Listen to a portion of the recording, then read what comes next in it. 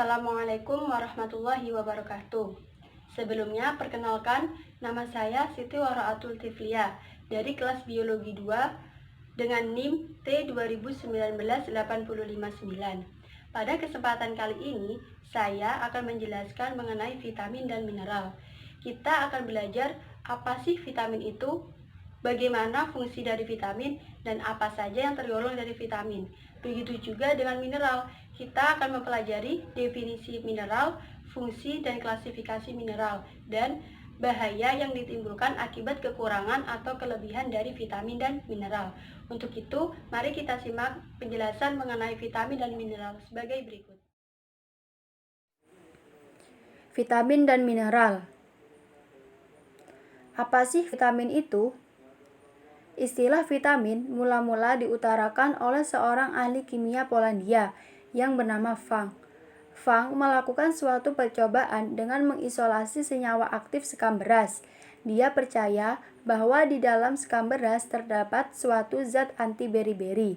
Nah, sejak itulah untuk pertama kalinya dia mempublikasikan dengan nama vitamin. Vitamin sendiri berasal dari dua kata, yaitu vital dan amin. Vital berarti hidup, sedangkan pemberian kata amin diduga karena semua jenis vitamin mengandung gugus amin yang memiliki atom nitrogen.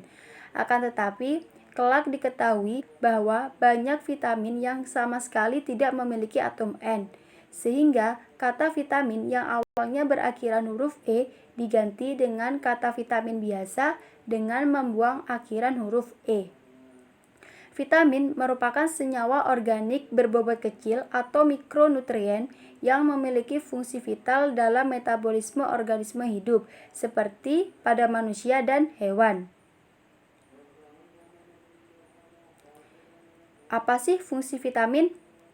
Vitamin merupakan salah satu komponen gizi, sehingga dia berfungsi sebagai koenzim yang digunakan untuk memperlancar metabolisme tubuh. Tubuh memerlukan vitamin untuk membentuk enzim dan hormon. Tubuh memerlukan vitamin dalam jumlah yang sedikit, akan tetapi jika kebutuhan sedikit ini diabaikan, akan mengakibatkan terganggunya metabolisme dalam tubuh atau yang disebut dengan avitaminosis. Begitu juga dengan kelebihan vitamin atau hipervitaminosis juga akan mengakibatkan metabolisme tubuh terganggu. Tubuh tidak dapat menyediakan vitamin dalam jumlah yang cukup karena tidak memiliki enzim untuk membentuk vitamin, sehingga vitamin harus dipasok dari makanan atau suplemen vitamin, kecuali vitamin D yang ada di bawah jaringan kulit yang dapat diproduksi dengan bantuan sinar ultraviolet, dan vitamin B12 yang disintesis oleh usus besar dengan bantuan bakteri. Klasifikasi vitamin. Berdasarkan kelarutannya, vitamin dibedakan menjadi dua, yaitu vitamin yang larut dalam lemak dan vitamin yang larut dalam air. Vitamin yang larut dalam lemak terdiri dari vitamin A, vitamin D, vitamin E, dan vitamin K. Sedangkan vitamin yang larut dalam air terdiri dari vitamin B dan vitamin C. Vitamin B sendiri terdiri dari vitamin B1 atau tiamin, vitamin B2 atau riboflavin, vitamin B3 atau niacin, vitamin B5 atau asam pantotenat, vitamin B6 atau piridoksin, vitamin B7 atau biotin, vitamin B9 atau asam folat, dan vitamin B12 atau vitamin B kompleks.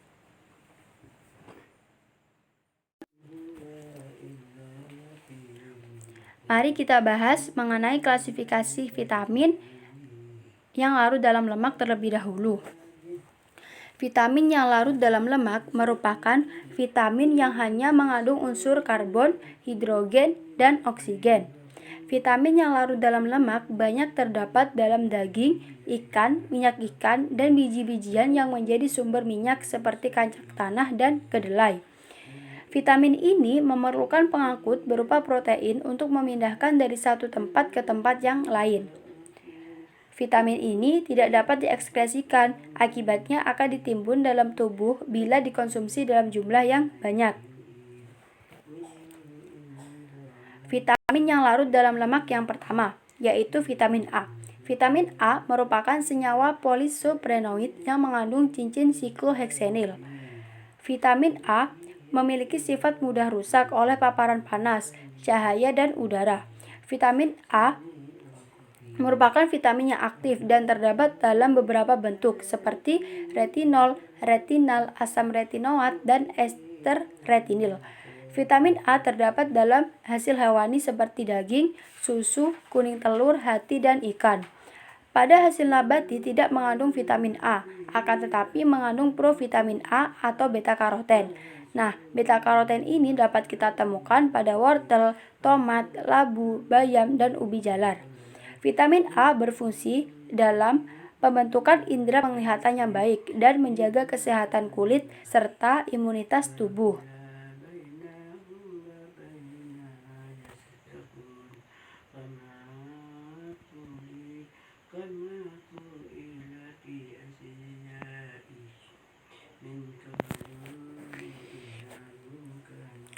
Vitamin yang larut dalam lemak yang kedua, yaitu vitamin D. Vitamin D merupakan prohormon steroid, artinya dia merupakan kelompok vitamin yang larut dalam lemak prohormon dan merupakan turunan dari steroid. Vitamin D berfungsi untuk membentuk struktur tulang dan gigi yang kuat, meningkatkan absorpsi kalsium di saluran pencernaan, dan memperkuat sistem kekebalan tubuh serta mencegah berbagai jenis kanker. Sumber vitamin D yaitu kulit yang terpapar sinar UV dan mendapat tambahan dari bahan nabati dan hewani seperti susu, kuning telur, mentega, hati, dan lemak hewan. Terdapat dua bentuk vitamin D yang aktif, yaitu vitamin D2 atau L-kalsitriol dan vitamin D3 atau kalsitriol. Nah, vitamin D3 inilah yang banyak ditemukan pada kulit manusia. Kekurangan vitamin D dapat mengakibatkan berbagai gangguan penyakit seperti osteoporosis karena mineralisasi yang rendah pada tulang serta juga mengakibatkan kanker.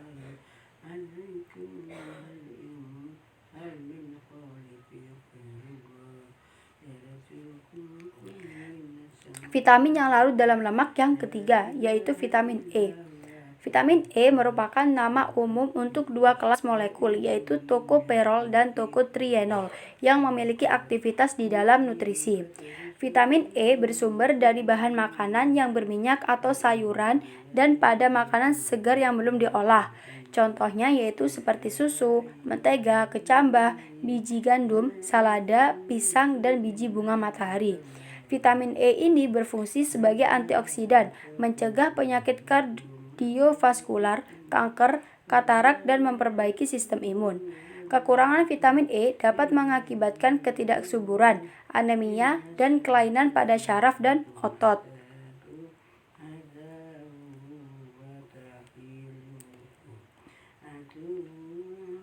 Vitamin yang larut dalam lemak yang terakhir, yaitu vitamin K.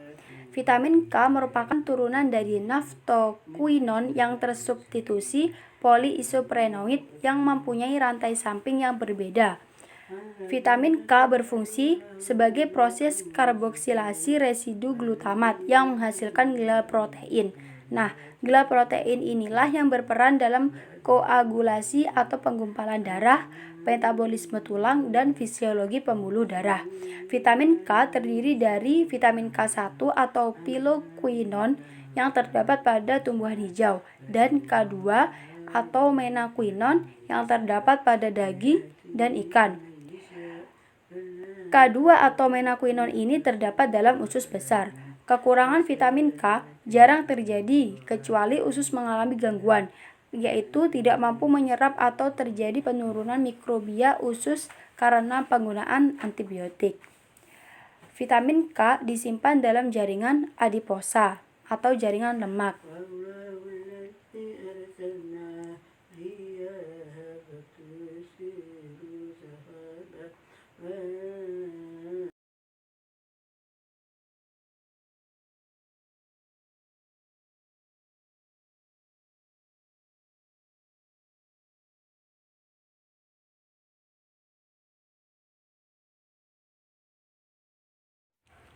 Selanjutnya, vitamin yang larut dalam air.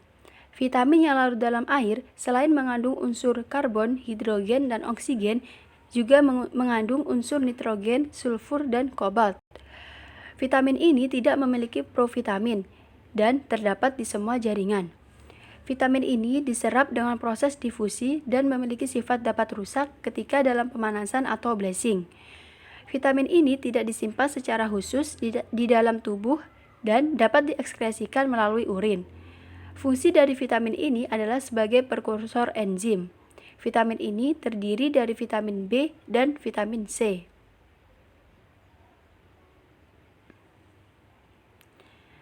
Vitamin B secara umum berfungsi dalam menunjang dan meningkatkan laju metabolisme, mempertahankan kesehatan kulit dan tulang, meningkatkan sistem imun dan saraf, menurunkan risiko kanker pankreas, mengganti kelebihan ekskresi, serta meningkatkan pertumbuhan dan pembelahan.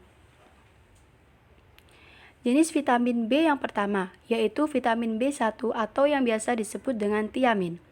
Tiamin memiliki struktur yang mengandung cincin pirimidin dan cincin tiazol yang dihubungkan oleh jembatan metilen. Tiamin dapat diperoleh dari daging, hati, telur, gandum, nasi, kentang, dan sayuran. Tiamin bermanfaat dalam mengubah asupan karbohidrat dari makanan. Jadi, kekurangan vitamin ini selain mengakibatkan penyakit beri-beri, juga dapat menyebabkan tubuh cepat lelah dan tidak bertenaga.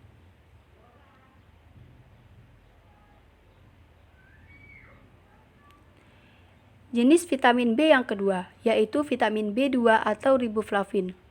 Riboflavin bersumber dari susu, sayuran berdaun, hati, kacang-kacangan, tomat, dan jamur. Kekurangan riboflavin dapat mengakibatkan mata merah, anemia, infeksi mulut, sariawan, dan pada ibu hamil akan mengakibatkan terganggunya proses pertumbuhan bayi.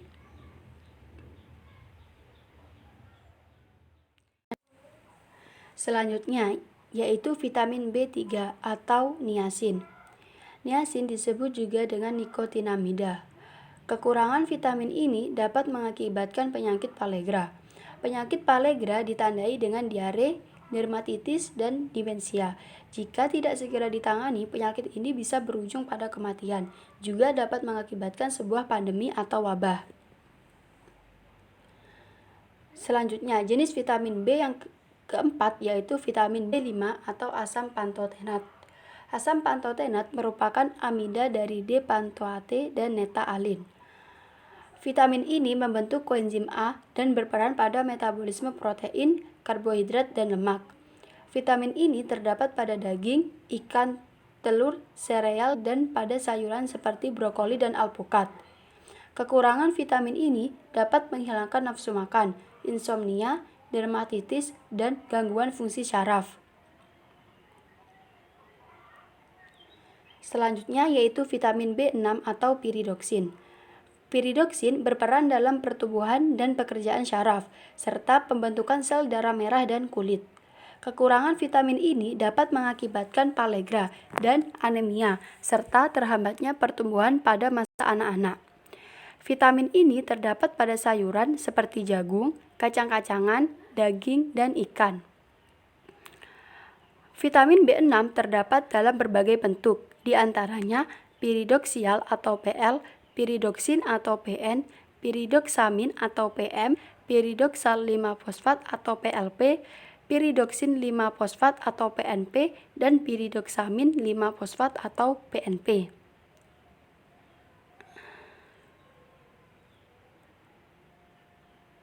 Selanjutnya yaitu vitamin B7 atau biotin. Biotin dikenal juga dengan nama vitamin H. Vitamin ini tersusun dari cincin tetrahidrotiopen dengan asam valerat yang terikat pada cincin tersebut.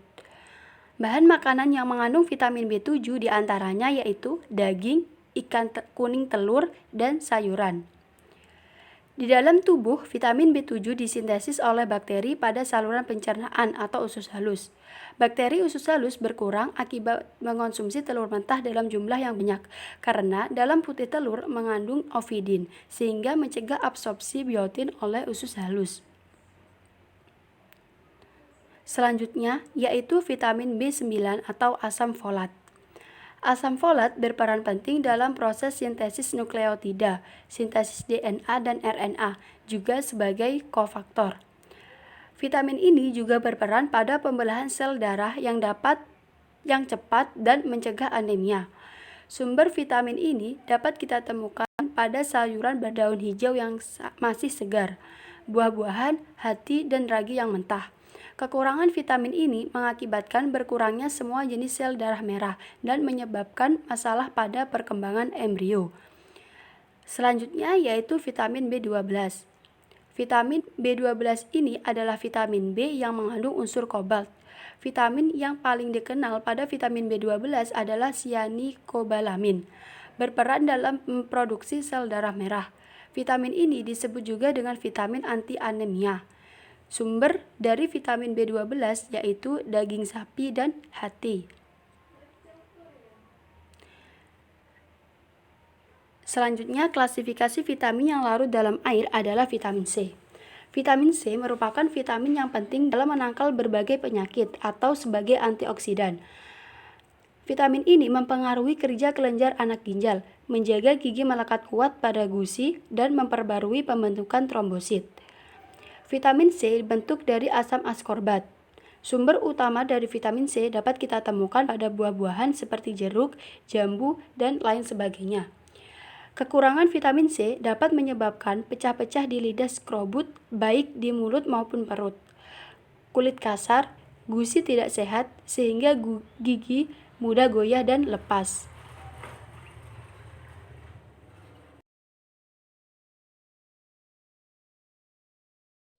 Setelah kita mempelajari tentang vitamin, kita akan mempelajari tentang mineral.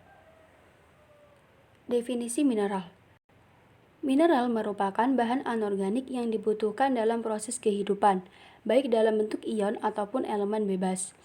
Mineral tidak dapat diproduksi oleh tubuh, akan tetapi dapat diperoleh melalui makanan atau minuman.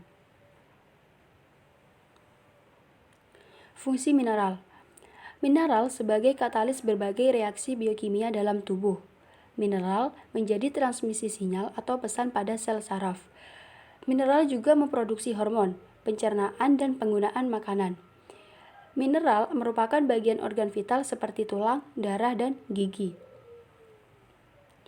Macam mineral didasarkan pada jumlah kebutuhannya.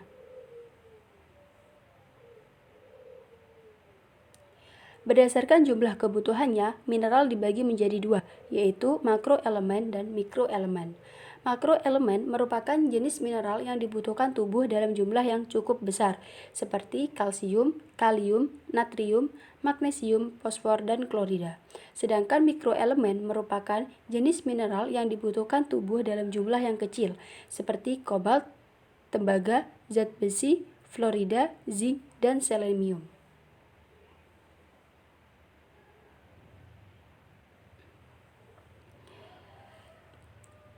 Berikut merupakan beberapa contoh mineral. Yang pertama yaitu kalsium atau Ca.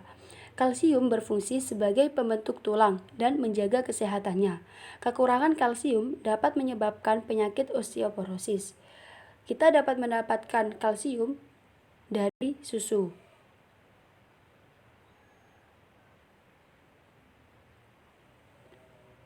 Yang kedua yaitu klorida atau Cl. Klorida berfungsi sebagai elektrolit, membantu memproduksi asam lambung, mengaktifasi sel yang memproduksi imun. Kekurangan klorida dapat mengakibatkan resiko gangguan pertumbuhan dan mengganggu keseimbangan asam basa tubuh. Sumber klorida yaitu seperti garam, ikan, telur, udang, dan kerang. Selanjutnya yaitu magnesium atau Mg. Magnesium berfungsi sebagai zat pembentuk darah merah yang mengikat oksigen dan hemoglobin, fungsi otot dan saraf, serta sebagai kofaktor enzim. Kekurangan magnesium dapat menyebabkan penyakit jantung, melemahnya otot dan saraf. Sumber magnesium dapat kita dapatkan dari sayur berdaun hijau, apel, kacang-kacangan, beras, dan telur. Kemudian kalium atau K.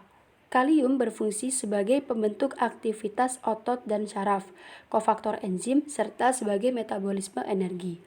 Kekurangan kalium dapat mengakibatkan diare, muntah, melemahnya otot, serta turunnya tekanan darah. Sumber kalium yaitu buah-buahan terutama pisang, sayuran seperti kentang, daging, dan kacang-kacangan.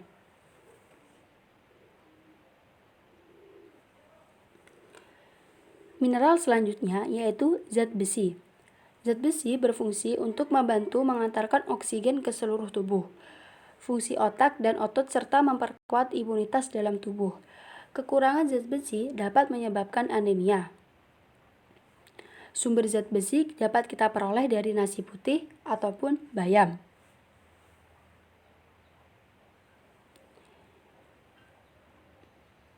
Selanjutnya yaitu tembaga atau Cu.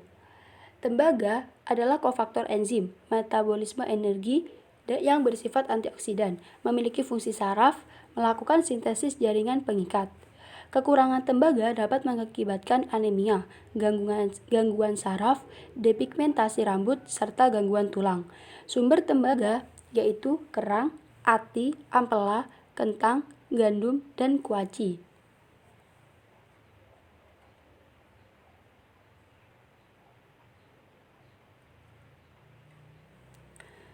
Mineral selanjutnya yaitu iodium atau I. Iodium berfungsi memproduksi metabolisme dan pertumbuhan. Kekurangan iodium dapat menyebabkan gondok, tubuh kerdil, dan gangguan mental. Sumber iodium yaitu ikan dan makanan laut, termasuk garam. Mineral selanjutnya yaitu selenium atau Se. Selenium berfungsi sebagai antioksidan yang dapat mengatasi racun serta membantu hormon dan sistem imun. Kekurangan selenium dapat mengakibatkan masalah jantung dan masalah kekebalan tubuh. Sumber selenium dapat kita peroleh dari ikan tuna, ayam, salmon, dan keju. Selanjutnya yaitu zinc atau Zn. Zinc berfungsi sebagai pembentukan substansi dalam sel dan untuk reproduksi biologis dalam pembentukan DNA dan RNA. Kekurangan zinc dapat mengakibatkan gangguan pada kulit, menurunkan kadar kolesterol baik HDL. Sumber zinc dapat kita temukan dari kuning telur, hati sapi, jamur, dan bawang putih.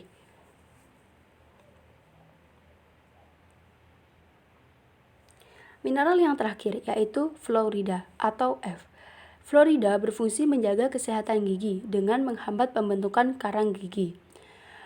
Kekurangan fluorida dapat mengakibatkan kerusakan pada gigi.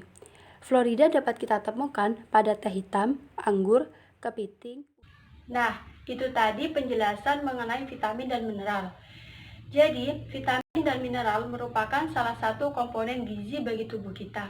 Kekurangan dan kelebihan vitamin akan mengakibatkan bahaya bagi kesehatan kita. Jadi, kita harus memakan atau mengonsumsi sesuatu yang mengandung vitamin dan mineral dalam jumlah yang telah dibutuhkan oleh tubuh kita. Demikian penjelasan mengenai vitamin dan mineral. Semoga bermanfaat. Terima kasih. Wassalamualaikum warahmatullahi wabarakatuh.